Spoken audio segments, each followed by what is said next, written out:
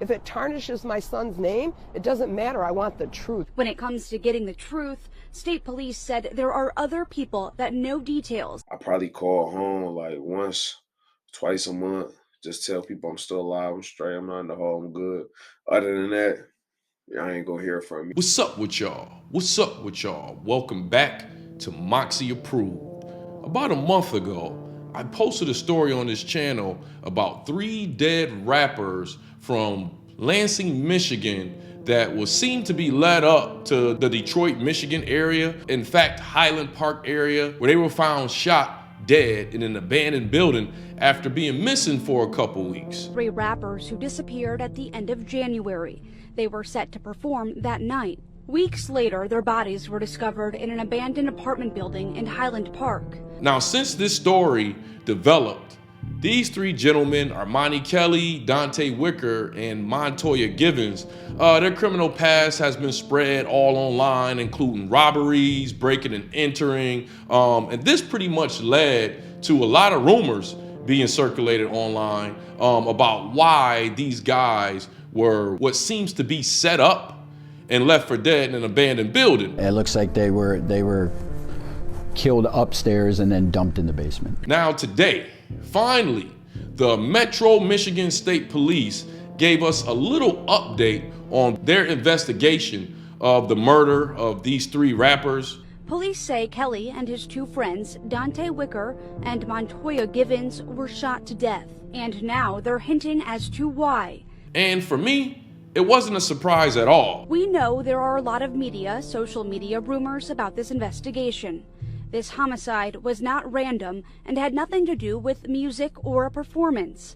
This was a gang violence related incident. I don't tend to pass rumors on this channel. If it's something I'm not sure about, I'll say I'm not sure about this. But this case from the beginning, to me, it was pretty simple to divulge in what probably happened.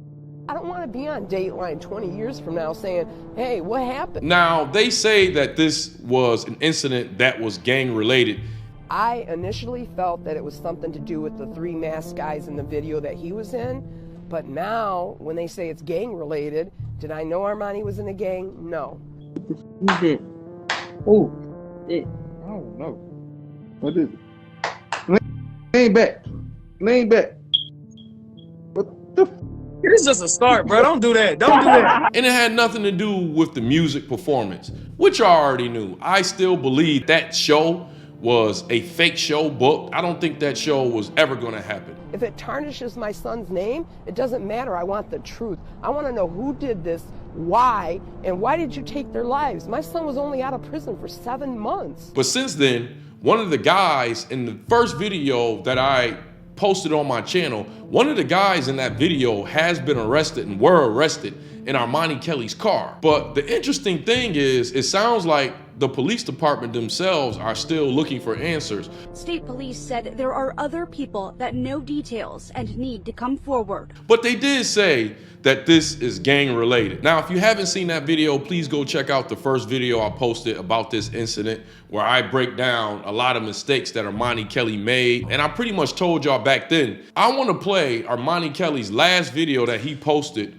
on his YouTube channel, where he pretty much spoke into existence his own demise from being involved in gangbanging. But before we get to this video, please do me one small favor. If you haven't yet, hit that like button. Make sure your notification bell is turned all the way up to all, and apply pressure to that subscribe button. Apply pressure to that subscribe button. What's the deal with y'all? This bad guy, 37 Marley Whoops, but went to the hole. There was a time like I didn't even want to talk to nobody. I probably call home like once, twice a month. Just tell people I'm still alive, I'm straight, I'm not in the hole, I'm good. Other than that, I ain't gonna hear from me. I don't want shit. I don't need shit. I'll let y'all know what I do. You know what I'm saying? And I was in that bitch, in that mindset, ready to tear some shit up for real. Like, I don't even want to be in GP no more. I'm so used to being in the hole. I don't even like being around these niggas that much. You know what I'm saying? Like, I can't stand that shit. Send me back to the box, man. And I just didn't do no weird shit, though. You feel me?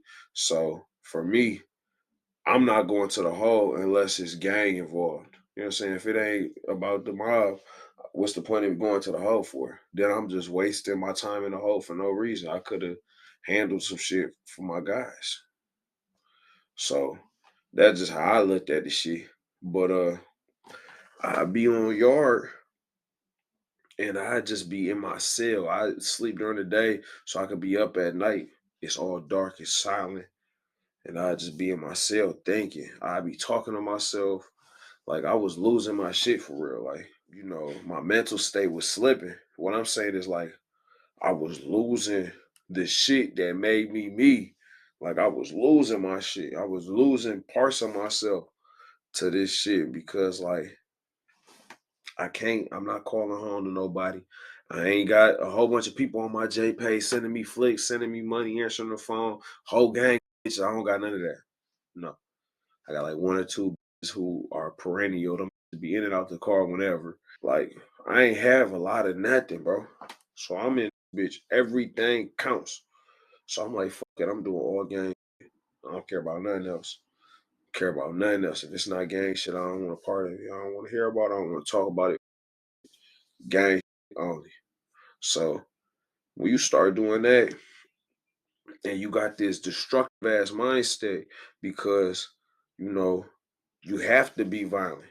The more violent you is, the less whole shit that happens to you. If you a good person, good nature, like, yeah, man, how you guys doing? You a part of me, excuse me. You might make it on a lot of spots, but there's gonna be whole niggas who gonna slide in your lane, think shit sweet, and try to take advantage of you. And that can't happen. That's not how we can't live like that. You know what I'm saying? That's not my life.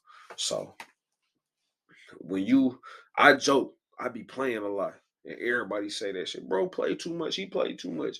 And it's true. You know what I'm saying? But at the same time, everybody knew of me. When I got mad, I'm about to shake something. I'm not about to play with you. Don't play about my money. Don't play about my gang. And don't play about my motherfucking city. I don't want to hear that Lancer shit, bro. I don't give a You better with me. If you think you about to just throw some Lancer shit out, because it turn real fast. I don't around like that because that little hoe shit turn into bigger hoe shit. I don't want no parts of that. I'm good. Mm-mm.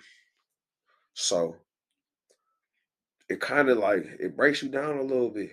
Breaks you down. Cause I don't think I was as violent as I was in the streets than I was in prison. Before I went to prison, I just got more accepting. There's certain shit I don't think I would have took all the way, without like a lot of peer pressure or some shit. There's some shit that I would have just shrugged off if I was by myself. You know what I'm saying? Or I'd have just like, no, I can't take that risk.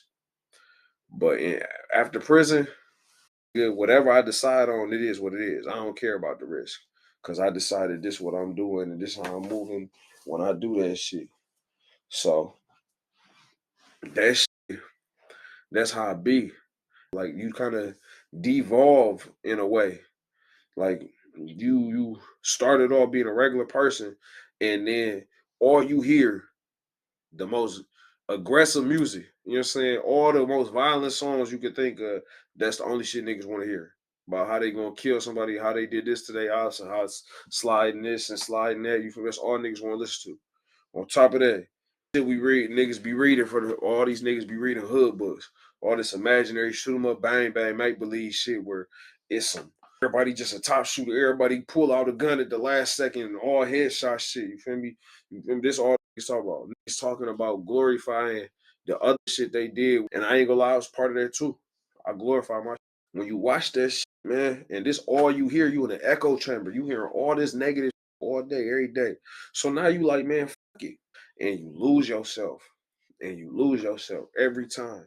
Because the more shit you do, the more you get recognized for that shit, the more of that shit that come around you. You know what I'm saying? The more of them type of niggas, whether they telling the truth or they lying, end up around you. And that's all the shit y'all talk about every day. Once I got out and I came home, I really realized like, damn, I'm fucked up, man. There's a lot to learn on the streets. As a guy that arose from the streets, I can tell you right now, it's a lot to learn from the streets. But one thing about the streets is playing with the streets, you playing with your life. That just is what it is. One of the biggest lessons I learned from the streets is use the lessons that you learned from the streets to get off the streets. Yeah, some of y'all caught that wordplay. But, well, anyways, you know how we like to end our video over here at Moxy Approved, right? With that water. I'll see y'all here next time on Moxy Approved.